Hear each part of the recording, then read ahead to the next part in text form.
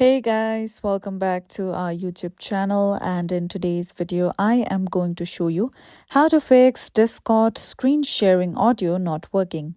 So first of all, launch Discord application on your mobile device.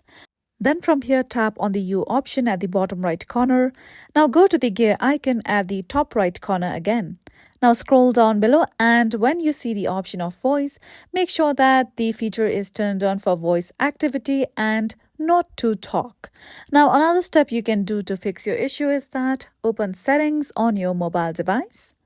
Now scroll down below and tap on the option of general, then tap on iPhone storage. Now once you come here, scroll down below and search for Discord app. Here it is, just tap on it.